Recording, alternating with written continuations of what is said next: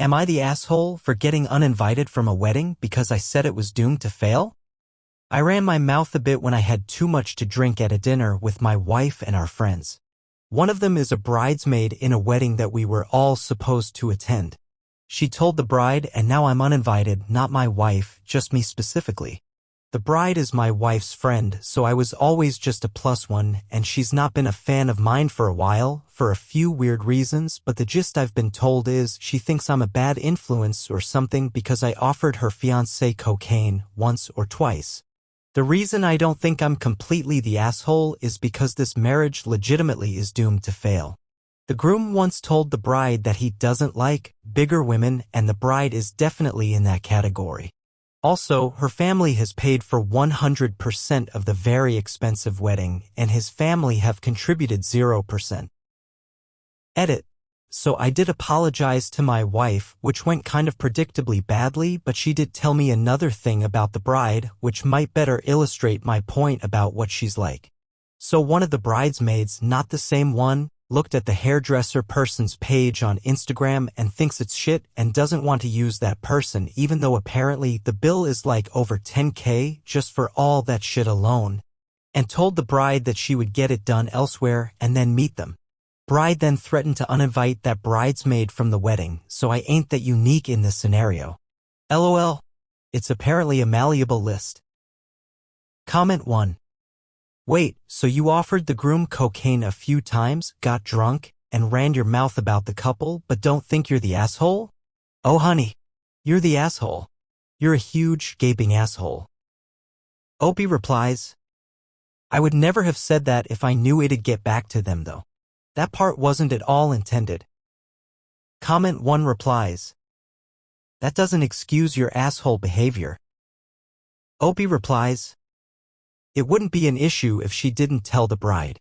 Who doesn't occasionally say unfiltered shit sometimes, like who wins, by feeding back some random +1's drunk opinion? That's kinda shitty in my opinion, not that I can't admit I need to filter better, which is fair. Update. I'm probably gonna immediately regret running my mouth again by posting this, but to be honest, I really don't like how I came off here, cause I don't think of myself as a bad person, but I've kind of just had a realization that I'm effing everything up. So this is me trying to own it via stream of consciousness, maybe just for myself if no one ever reads this.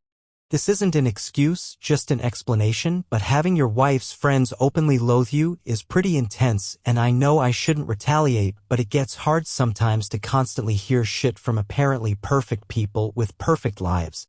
The wedding was on Saturday, and when my wife got home, she came in looking for a fight and escalated, since I wasn't fully on the level, showed me a pic of the groom crying when the bride walked down the aisle, and passive-aggressively mentioned how I didn't during our wedding. Said it's hilarious that I would feel able to comment on her friend's weight before reacquainting myself with the effing Peloton, etc. Can't remember them all, but a series of below-the-belt shit. So now I gotta stay in a hotel for a few nights until she decides that she's ready to have a real conversation, which I gather is possibly dire. So yeah, I effed up worse than I thought maybe, and I don't really know how I'm gonna fix it. Comment 1.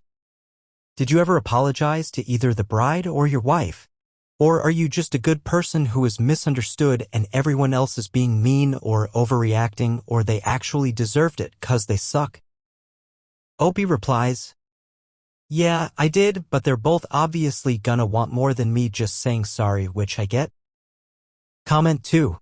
In other words, she thinks Opie is a bad influence because Opie is a bad influence. Wowzers. I should note, there's no goddamn apology at all. Comment 3. I think he says that the groom had said he didn't like bigger women and the bride was a big woman. But Opie himself thinks that because the bride's family are paying for the whole wedding and there's no contribution from the groom's family, maybe the groom is taking advantage or something to that effect.